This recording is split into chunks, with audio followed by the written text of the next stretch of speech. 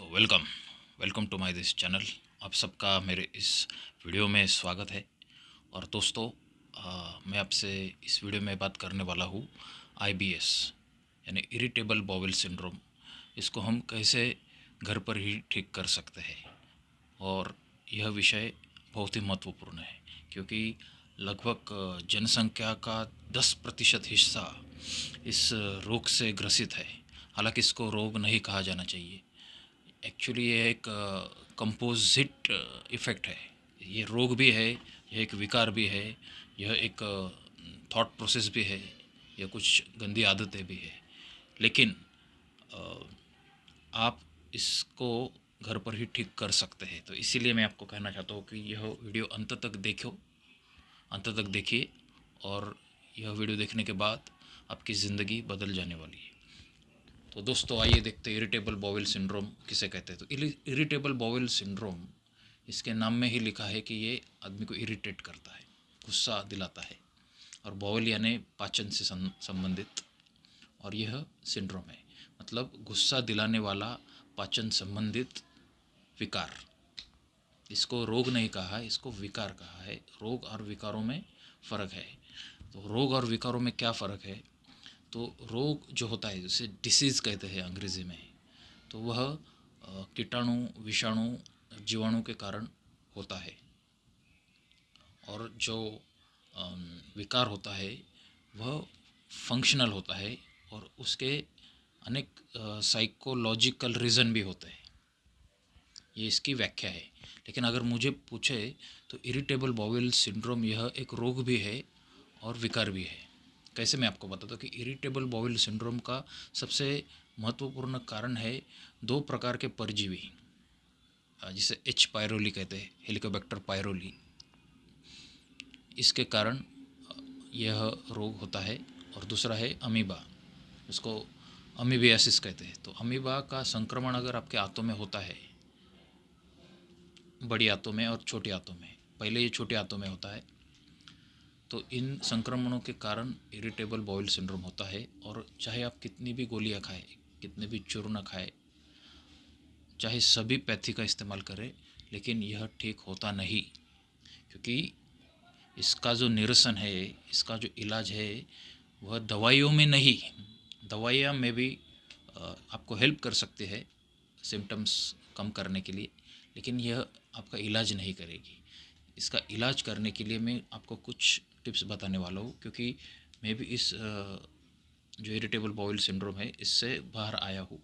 और मैंने जो सीखा है सालों से, वही मैं आपको बताने वाला हूँ कि इरिटेबल बाउल सिंड्रोम अगर आपको ठीक करना है अपने आप, उसके लिए सबसे महत्वपूर्ण चीज़ है अनुशासन। अगर अनुशासन नहीं होगा, इसको शिस्त कहते हैं मराठी में, और डिसिप्लिन कहते हैं अंग्रेज़ी में। अगर डिसिप्लिन नहीं होगा तो इरिटेबल बाउल सिंड्रोम आप ठीक नहीं कर सकते, उसके बाहर आप आ नहीं सकते।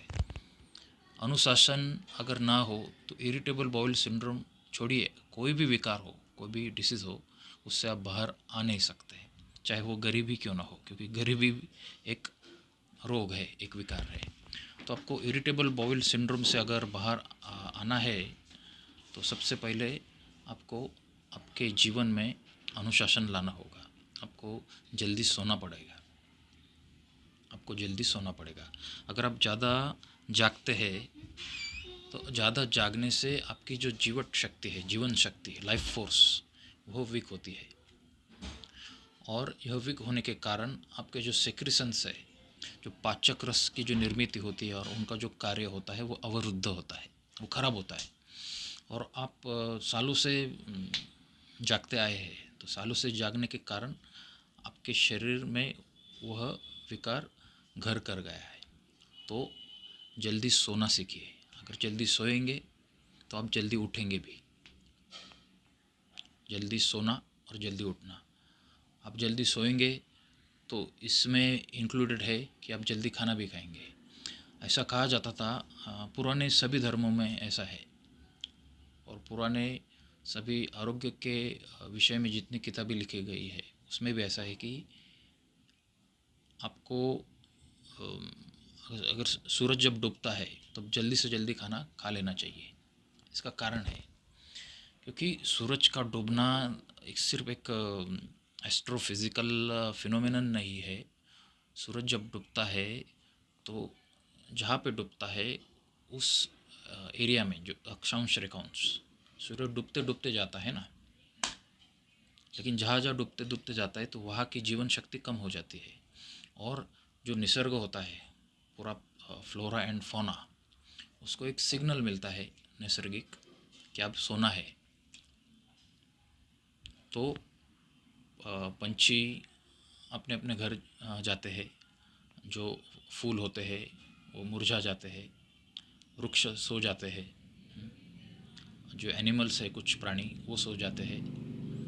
तो इसी तरह मनुष्य की भी कुछ शक्तियाँ जो है अंदर की, जिसको हम चक्र विक्र कहते हैं तंत्र तंत्र की भाषा में, तंत्रयान की भाषा में उसको चक्र कहते हैं। तो जब सूरज डूबता है तो वो चक्र भी सो जाते हैं। हमारा जो सोलर प्लेक्सस है, जिसको मणिपुर चक्र कहते हैं, तंत्र शास्त्र में उसको मणिपुर चक्र कहते हैं, तो वो चक्र भी सो जाता है। अगर ये भाषा आपको समझनी ही नहीं तो सिर्फ इतना ध्यान में रखिए कि सूरज के डूबने से हमारा पेट भी सो जाता है, हमारे आते हमारी सिस्टम सो जाती है। मतलब ये पुरातन प्रोग्रामिंग है, एक आदिम प्रोग्रामिंग है हमारे अंदर, तो सो जाती है। लेकिन वो सो जाती है, लेकिन हमारी अभी की जो संस्कृति है 21वीं 22वीं सदी की, तो हम तो नहीं सोते हैं। हम तो 11 12 1 1:30 2 बजे तक जागते रहते हैं, मोबाइल पर चिट चैटिंग या फिर डिबेट फालतू की करते रहते हैं, पॉलिटिकल डिबेट। तो इसके कारण हम हमारे शरीर को तकलीफ़ दे रहे होते हैं, हमारी आंतों को, हमारी पूरी बॉयल सिस्टम को हम उसके ऊपर अत्याचार कर रहे होते हैं कि ये ले भाई, ये है खाना, पचा इसको, पचा इसको। वो तो सोया है बेचारा, हमारा सिस्टम तो सोया है, हम उसको जगाते हैं, साले उठ, ये पचा खाना। तो कैसे पचेगा? और दूसरी बात है कि खाते वक्त पानी नहीं पीना है, खाते वक्त पानी नहीं पीना है। क्योंकि इसका दूसरा कारण भी बताता हूँ कि खाने में पानी होता ही है। इंडियन जो हम लोग हैं, तो हम जो खाना खाते हैं, दाल चावल सब्जी, उसमें पानी होता ही है ऑलरेडी। जितना आवश्यक है उतना पर्याप्त है खाना पचाने के लिए। लेकिन आपके पास पानी का भरा ग्लास होना चाहिए जब आप खाना खा रहे हो, क्योंकि कभी कभी कुछ अड़चने आ जाती है, ऑकवर्ड हो जाए, खाना गले से उतर नहीं रहा है। खास करके अंडा जब खाते हैं, उबला हुआ अंडा या उबला हुआ आलू जब खाते हैं, तब वो प्रॉब्लम आता है, तब पानी पीना पड़ता है, नहीं तो बहुत इरिटेट होता है, यहाँ पे बहुत प्रॉब्लम होता है। आप में से किसी को यह अनुभव होगा कि उबला हुआ अंडा खाते वक्त या फिर उबला हुआ आलू खाते वक्त ऐसा प्रॉब्लम हो रहा है यहाँ पे, तो कमेंट करके बताइए। तो उस हालत में सिप सिप करके वाटर पीना है, लेकिन वो उतना ही पीना है, ज़्यादा पानी गड़ गड़ गड़ कर पानी पीते हो ऐसा पानी नहीं पीना है खाना खाते वक्त, क्योंकि खाने में वैसे भी पानी होता है। और अगर पानी पिएंगे तो हमारा जो अग्नि है, शारीरिक अग्नि, जो अन्न पचाने का काम करता है, जठराग्नि जिसे कहते हैं आयुर्वेद में, तो वो जठराग्नि बुझ जाता है। सीधी सी बात है, अग्नि है, अग्नि पर आप पानी डालोगे तो बुझेगा। और अगर बुझे, उसका काम है अन्न को पचाना, ओके, तो बुझ जाएगा। जो एसिड सीक्रेट होते हैं खाना पचाने के लिए, वो डाइल्यूट हो जाते हैं। अगर ऐसे एसिड डाइल्यूट हो गए तो शरीर क्या करेगा? दो ही चीज़ करेगा, अन्न ठीक से पचा नहीं पाएगा क्योंकि अग्नि बुझ गई है, या फिर किसी किसी मरीज़ों में क्या होगा, और ज़्यादा एसिड सेक्रेट करेगा, और ज़्यादा एसिड सेक्रेट करेगा, क्योंकि उसको खाना पचाना है। उसको सिग्नल क्या जाएगा कि अरे मेरा एसिड डाइल्यूट हो गया, खाना पच नहीं रहा। तो क्या सिग्नल जाएगा? ये सब सिग्नल दिमाग ही भेजता है, ये सब अनकॉन्शियस क्रिया है। तो और ज़्यादा एसिड सेक्रेट करेगा, उससे आपको एसिडिटी होगी। कालांतर में अगर ये होता गया तो आपको एसिडिटी होगी। दोष खाने का नहीं है, आप क्या खा रहे उसका नहीं है, दोष आप कैसे खा रहे उसका है। आप कैसे खा रहे उसका दोष है। तो आप पानी ना पिए, और खाना खाने के बाद आधा या 1 घंटे के बाद पानी पिए। वैसे भी खाने में पानी होता ही है, तो प्रॉब्लम मत लीजिए कि अरे क्या हो जाएगा, पहले ही मैं जो बद्धकोष्ठता का त्रास है, कॉन्स्टिपेशन का, और आप बोल रहे पानी मत पियो तो मुझे कॉन्स्टिपेशन हो जाएगा। वैसा नहीं होगा, खाने में पानी होता है। ये आपके केस के अभी कुछ कुछ खाना ऐसा होगा, कुछ कुछ दिन के उसमें पानी नहीं होगा, रूखा सूखा होगा, तब आप पानी पी सकते हैं। केस के हिसाब से बदल सकते हैं, क्योंकि नियम ऐसे स्ट्रेट नियम नहीं है, थोड़े फ्लेक्सिबल नियम होते हैं। तो पानी आधा या 1 घंटे के बाद पीना है। इसमें एक शंका बहुत जनों को आती है कि अरे हमको तो प्रिस्क्रिप्शन ड्रग्स लेने पड़ते हैं, कुछ गोलियां है डॉक्टर की हमको सालों साल लेनी पड़ती है, जैसे कि बीपी की है, बीपी मतलब हाइपरटेंशन की है, थायराइड की है, या फिर शुगर की है, तो हमको लेनी पड़ती है। तो आप बोल रहे आधा घंटा 1 घंटा रुको खाने, तो कैसे होगा? तो पहली बात, आधा और 1 घंटे तक भी वो खाना हमारे जठर में ही पड़ा रहता है, वो पूरा रिकामा नहीं होता है, वो खाली नहीं होता है। तो आप आधा घंटा रुक सकते हैं आराम से। और वैसे भी वो जो मेडिसिन रहती है, सभी मेडिसिन उनका मैनुअल पढ़ेंगे, शायद गूगल पर ही पढ़े, तो उसमें भी लिखा होता है कि this medicine can be taken with और विदाउट फूड। मतलब वो दवाइयाँ विदाउट फूड भी ले सकते हैं। ये हमारी कस्टम है कि हम फूड खाने के बाद वो खाते हैं। ओके। और आपको सिर्फ आधा घंटा रुकना है, आधा आधा घंटा रुके। इससे क्या होगा, वो जो अन्न है आपने ग्रहण किया है वो अच्छी तरह से पचेगा, उसका पाचन अच्छी तरह से होगा, डाइजेशन अच्छा होगा, और आपका आईबीएस वैसे भी ठीक हो जाएगा। और अन्न पचन अगर अच्छी तरह से होता है तो हेलिकोबैक्टर पायरोली का जो इन्फेक्शन हमारे अपर ट्रैक्ट में है, तो उसका भी पचन हो जाता है, वो भी पच जाता है। ये ट्रिक है, एक हैक है, ये आपने करना चाहिए।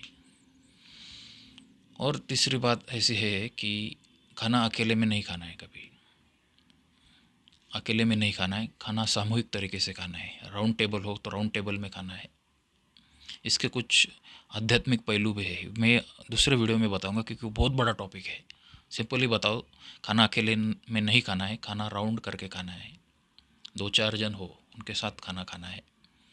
और उसमें भी अगर आप ज़मीन पर बैठकर खाएंगे, ज़मीन पर जैसे भारतीय बैठक में, ये शक्य नहीं है आजकल, लेकिन देखो आपको अगर शक्य हो तो ज़मीन पर बैठकर खाना खाना है, और खाना गोल करके खाना है। आप भी खा रहे हैं, सामने वाला भी खा रहा है, यहाँ का भी गोल करके खाना है। उससे आईबीएस क्योर होता है, और इसके कुछ रहस्यमय कारण है। और यह एक बहुत बड़ा टॉपिक है, एक रिसर्च का भी टॉपिक है। किसी को अगर रिसर्च करना है इस पर तो करो, मैंने आपको एक टॉपिक दे दिया रिसर्च के लिए। और अगला जो नियम है, जो कोई फॉलो करता ही नहीं,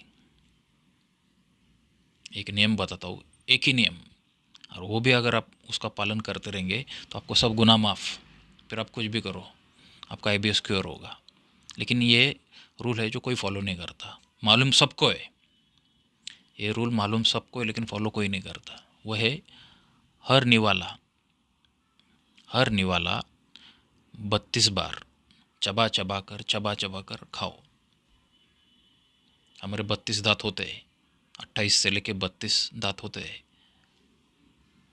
तो हर निवाला 32 बार चबा चबा के खाना चाहिए। 40 बार भी चबाए तो बहुत बड़ी चीज़ है, बेहतरीन चीज़ है। खाना ऐसा चबा चबा के खाना चाहिए कि उसका पानी बन जाना चाहिए। इसलिए इस विषय के जो तज्ञ है वो हमेशा कहते हैं कि खाना पियो, खाना खाओ मत, खाना पियो। मतलब उसका तात्पर्य है कि खाना इतना चबाओ, इतना चबाओ कि वो पानी बन जाए, और वो गिड़ंकृत करो। तो इससे भी आपका आईबीएस ठीक हो जाएगा, खाना अच्छी तरह से पचेगा। क्योंकि जो काम हमारे आंतों को करना है, पचाने का है, वो हमारे मुंह के अंदर ही हो जाता है, मिक्सिंग का काम, जो बेसिक काम है। ओके।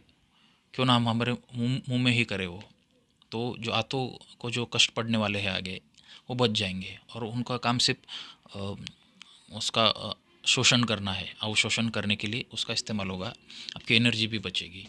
तो खाना चबा चबा कर खाइए, ये एक ही ऐसा नियम है कि इसका पालन करेंगे तो आप अनेकों अनेकों अनेकों रोगों से मुक्त रहेंगे। और इस नियम के पालन से अ, हमारे अन्न का अच्छी तरह से अभिशोषण भी शरीर में होगा, तो इससे आपकी शारीरिक शक्ति भी बढ़ेगी। अन्न में जो अच्छे न्यूट्रिएंट्स, विटामिन्स कार्बोहाइड्रेट्स जो जो कुछ है, लेकिन पहले आपको वो पचते ही नहीं थे क्योंकि आप चबाते नहीं थे।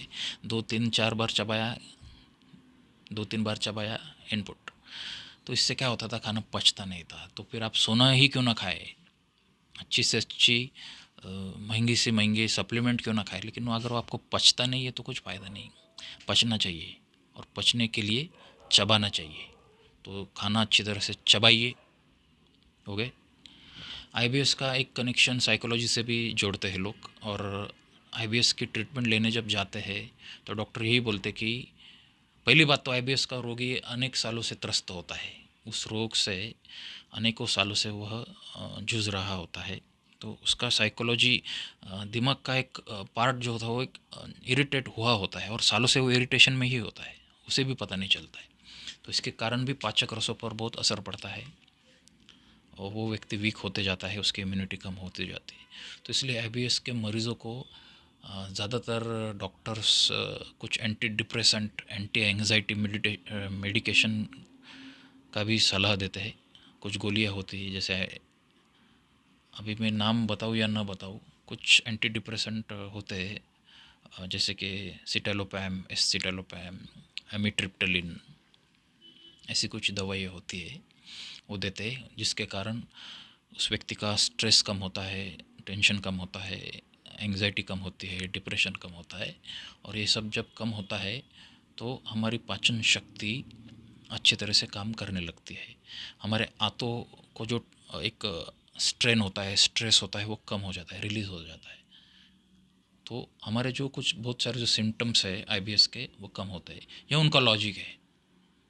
वो लॉजिक कह देते हैं आपकी दिमागी स्थिति ख़राब है, बहुत टेंशन में आप जीते हैं, बहुत सोचते हैं, बहुत चिंताग्रस्त रहते हैं, बहुत ज़्यादा सोचते हैं। तो इसका असर आपके पेट पर पड़ा है, आपकी सब सिस्टम वीक हो गई है। तो इसके लिए एंटी डिप्रेसेंट लो। लेकिन ये ट्रैप है दोस्तों, मैं आपको बताना चाहता हूँ, ये एंटी डिप्रेसेंट, एंटी एंग्जाइटी गोलियों के प्रांत में जाओ ये मत, जाओ ही मत। मैं आपको ये सूचना, मेरी एक विनती है। आपको मालूम है एक बॉलीवुड स्टार 2020-21 में जिसने खुदकुशी की थी, जिसके बारे में बहुत कहा जाता था, तो वो भी anti depressant, anti anxiety drug पर ही था। क्योंकि ये जो मेडिसिन है, इनके बहुत सारे साइड इफ़ेक्ट है, और इसमें एक सबसे बड़ा साइड इफ़ेक्ट ये है, सुसाइडल टेंडेंसी। मतलब ये एंटी डिप्रेसेंट, एंटी एंग्जाइटी लेने वाला जो मरीज़ है, अच्छा खासा होता है पहले, लेकिन उसमें खामखा सुसाइडल टेंडेंसी, यानी आत्महत्या करने के विचार आते हैं, और बहुत जन करते भी है। तो मैं सबको सूचना दे रहा हूँ, विनती कर रहा हूँ, खास करके मेरे दर्शकों को, कि एंटी एंग्जाइटी, एंटी डिप्रेशन गोलियों से जितना दूर रह सको रहो, कोई ज़रूरत नहीं है। लेकिन स्ट्रेस और एंग्जाइटी ये आम चीज़ है। आजकल की दुनिया में स्ट्रेस और एंग्जाइटी आम चीज़ है, और एक्चुअली स्ट्रेस और एंग्जाइटी बुरी बात भी नहीं है। अगर कुछ एक्सटेंट तक वो हो तो वो ठीक बात है, लेकिन अगर ज़्यादा ही आपको सता रही है तो मैं suggest you an ayurvedic medicine, time tested, scientifically proven, evidence based medicine, वो आप लीजिए। ब्रांड नहीं बताऊंगा मैं आपको, उसका नाम है मेघावटी, मेघावटी या मेधावटी, जो कुछ है। तो मेघावटी है, उसमें ब्राह्मी, शंखपुष्पी, तुलसी वगैरह, बादाम वगैरह, ऐसा कुछ चीज़ें होगी। तो वह मेघावटी आप लीजिए। मेघावटी आधी भी अगर लेंगे आपको रात को, तो आपको नींद भी अच्छी आएगी, और नींद अच्छी आएगी तो शनै शनै शनै शनै जैसे जैसे आप लेते रहेंगे तो आपकी एंग्जाइटी भी कम होगी, आपके एंग्जाइटी कम होगी तो शनै शनै शनै शनै आपके डिप्रेशन के भी जो आपके सिम्टम्स है वह कम होते जाएंगे। तो ये इसके पीछे का सबसे बड़ा साइंस है। और सॉरी फॉर द इंटरप्शन। और सबसे महत्वपूर्ण चीज़ तो ये है, और जिन्होंने यहाँ तक वीडियो देखा है वो साले सब भाग्यवान है। सब भाग्यवान है। वह नियम है सेडेंटरी लाइफस्टाइल का त्याग करना, आलस युक्त दिनचर्या का त्याग करना। ये सबसे महत्वपूर्ण चीज़ है। आप तो बोलेंगे हम तो आलसी नहीं है, सुबह उठते हैं, जैसे उठते हैं सब हमारे काम करते हैं, पटापट दातुन करते हैं, टॉयलेट जाते हैं, नहाते हैं, कपड़ों को इस्त्री करते हैं, जल्दी से ट्रेन पकड़ते हैं, भागते हैं, ऑफिस पहुंचते हैं, टाइम पर लॉगिन करते हैं, बराबर है, साइन करते हैं मास्टर पर और काम शुरू करते हैं। तो आप कैसे कह सकते हैं सेडेंटरी लाइफस्टाइल? सेडेंटरी लाइफस्टाइल है कहाँ? उल्टा आप बोलेंगे कि जो ग्रामीण इलाकों में रहते हैं लोग, उनकी सेडेंटरी लाइफस्टाइल है, बिंदास है यार, कोई टेंशन नहीं उनको। और जो शहर में होता है व्यक्ति, जब से जागता है और जब तक सोता है तब से टेंशन, काम ही काम में रहता है, वो फुर्सत ही नहीं होती उसे। तो सेडेंटरी लाइफस्टाइल है कहाँ? उसके जीवन में आलस है कहाँ? लेकिन हो रहा है आईबीएस शहर वालों को। तो इसका उत्तर ये है, सेडेंटरी लाइफस्टाइल का लाइफस्टाइल छोड़ने का मतलब ये है कि हम जो काम कर रहे हैं हाल आजकल इस 21वीं 22वीं सदी में, तो इसमें ऐसा कुछ है ही नहीं कि जिससे हम पसीना पसीना हो जाए। जैसे हम किसी किसान को देखते हैं या किसी मज़दूर को देखते हैं, उसका काम कैसा होता है, वो पसीना पसीना हो जाता है। तो ये असल में ये सब धार्मिक लोग हैं मेरी भाषा में।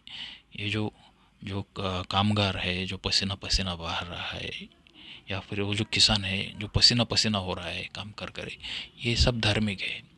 और जो शहर के जो लोग हैं, जो भागदौड़ तो कर रहे हैं लेकिन पसीना पसीना नहीं हो रहे, तो ये अधार्मिक है। बेचारे परिस्थिति के मारे भी है, वो भी क्या करें। तो इस सेडेंटरी लाइफस्टाइल का त्याग करिए। बात बात पर गाड़ियाँ मस्त इस्तेमाल करें। जहाँ आपको शक्य हो आप पैदल चल कर जाइए। जहाँ पर आपको शक्य हो मोटरसाइकिल मत यूज़ करिए, कार मत यूज़ करिए, साइकिल यूज़ करिए, बाईसाइकिल।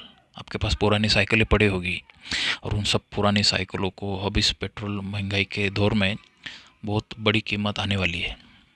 तो साइकिलिंग करिए, साइकिल से प्रवास करिए, पेट्रोल भी बचेगा, पैसे भी बचेगा और आपका आरोग्य भी अच्छा होगा। और आईबीएस का तो सबसे ज़बरदस्त तोड़ है ये। पैदल चलिए, जहाँ पर शक्य हो पैदल चलिए, ये काम करिए। और मोबाइल का इस्तेमाल बहुत कम करिए, मोबाइल का इस्तेमाल कम से कम करिए। क्योंकि आजकल 2010 के बाद 2010 के बाद जितने पेशेंट डॉक्टरों के पास आ रहे हैं और जो सिम्टम्स बता रहे हैं, तो उनमें से बहुत सारे जो रोग है, इसका कारण ये एक तो कंप्यूटर है, डेस्कटॉप लैपटॉप जो कुछ भी हो, या फिर मोबाइल है, एंड्रॉयड एप्पल जो कुछ हो, उस पर घंटों घंटों लोग बैठे रहते हैं। तो अगर घंटों घंटों आप बैठे रहेंगे ऐसी मशीनों पर, तो आपका जो ब्लड सर्कुलेशन है वो, उसमें अड़चनें पैदा होती है।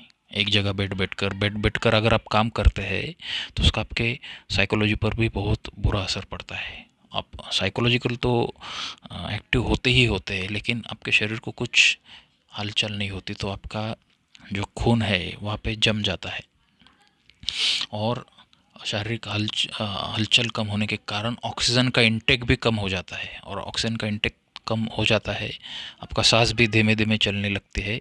तो इसके कारण आपकी रक्त की शुद्धि भी नहीं होती, तो रक्त भी अशुद्ध होते रहता है आपका। तो यह सब, ये जो कंप्यूटर की संस्कृति जो आई है, कंप्यूटर पे काम कर रहे लोग ऑफिस में, तो साले कंप्यूटर पे बैठते रहते हैं सब। क्या काम क्या है उनको? इतना 50 50 60 60 70 80 80 90 90 हज़ार पगार मिलता है। काम क्या है? कंप्यूटर पर बैठे खाड़कोड़ खाड़कोड़ खाड़कोड़ खाड़कोड़ करते रहते दिन भर। ये काम नहीं है, ये काम नहीं है। और ऐसा काम जो व्यक्ति कर रहा है, उनको मैं कहना चाहता हूँ कि उन्हें 2 टाइम का खाना खाना भी नहीं चाहिए। उनको कोई अधिकार नहीं 3 टाइम का खाना खाना, 2 टाइम का खाना। उन्हें एक ही टाइम का खाना खाना चाहिए पूरे दिन में। क्योंकि आप इतनी एनर्जी इनपुट लोगे, 2 टाइम का खाना खाओगे, 3 टाइम का खाना खाओगे, और काम कुछ नहीं है, सिर्फ कंप्यूटर पे खड़कुड़ खड़कुड़ खड़कुड़, या फिर मोबाइल पर फ़ोन करना है, मैसेज करना है, ये काम नहीं है। तो फालतू की एनर्जी आपके शरीर में लो भी मत, क्योंकि वही एनर्जी ज़्यादा जो ली है हमने, अगर वो यूटिलाइज नहीं हुई तो वो रोगों के रूप में बाहर रहेंगी। और यही हो रहा है। ये शुगर बिगर क्यों बढ़ रही है लोगों का, स्ट्रेस क्यों बढ़ रहा है, एंग्जाइटी क्यों बढ़ रही है, उसका कारण ही है ज़्यादा खा रहे लोग। ज़्यादा मत खाओ, कम खाओ। ज़्यादा मत खाओ, कम खाओ, लेकिन जो कुछ भी खाओ वो चबा चबा कर खाओ। जो जो भी कुछ खाओ वो आनंदित भाव में खाओ। जो भी खाओ वो ग्रुप में खाओ, बैठकर खाओ, ऐसा करो तो आपका आईबीएस जो है वो क्षणे क्योर हो जाएगा। और अंत में यही नोट देना चाहता हूँ कि इतने सारे नियम तो मैंने बताइए, लेकिन इसमें सबसे महत्वपूर्ण चीज़ है अनुशासन। अनुशासन, अगर अनुशासन आपके पास नहीं हो तो आईबीएस क्या, दुनिया की कोई भी समस्या आप हल नहीं कर सकते। आई आईबीएस क्या, कोई भी सिंपल से सिंपल भी कोई समस्या हो उसका सॉल्यूशन आपके पास होकर भी वो सॉल्यूशन आपसे नहीं होगा, क्योंकि आपके पास अनुशासन नहीं है। तो जो मैंने नियम बताया है उसका अगर अनुशासन से पालन करेंगे, धार्मिकता से, कट्टरता से अगर पालन करेंगे, तो आईबीएस की ये जो बीमारी है, आईबीएस की जो लाइलाज बीमारी है जिससे आदमी पूरी ज़िंदगी भर लड़ते रहता है, खप जाता है, मर जाता है, सड़ जाता है, ख़त्म हो जाता है, फिर भी उसका आईबीएस जाता नहीं, उसके अगले जन्मों में भी जाता है वो, या फिर उसकी अगली पीढ़ियों में भी जाता है। इतना ये खतरनाक बीमारी है। इसका इलाज आप खुद कर सकते हैं कम से कम पैसों में। सिर्फ आपको सोच बदलनी है और कुछ नियम का पालन आपको कट्टरता से करते रहना है। बस इस नोट के साथ मैं इस वीडियो का समापन यहाँ करूँगा। दोस्तों, आपको यह वीडियो कैसा लगा कमेंट सेक्शन में बताइए। कुछ प्रश्न हो गए तो पूछिए। और ये चैनल बढ़ाना आपके हाथ में है, क्योंकि मैं बहुत दिनों से देख रहा हूँ कि सब्सक्राइबर नहीं बढ़ रहे हैं। सब्सक्राइबर बढ़ाओ, अभी भी 1000 सब्सक्राइबर नहीं हुए हैं। और मैं चाहता हूँ कि ये चैनल बढ़े, ऐसी अच्छी अच्छी जानकारी लोगों को देता रहूँ, इंसाइट देता रहूँ, लोगों के सोच को प्रभावित करूँ, लोगों को कंस्ट्रक्टिवली सोचने के लिए कुछ टिप्स दूँ। यह मेरा उद्देश्य होता है पहले से, लेकिन उसके लिए ये चैनल मोनेटाइज होना बहुत आवश्यक है और ये चैनल बढ़ना भी आवश्यक है। तो इसके लिए आप सबका सपोर्ट ही आवश्यक है। तो आपको चैनल सब्सक्राइब करना है, वीडियो को लाइक करना है, कमेंट सेक्शन में अच्छे अच्छे सवाल पूछना है, और फिर मिलेंगे अगले वीडियो में। तब तक जय हिंद, जय भारत, वंदे मातरम।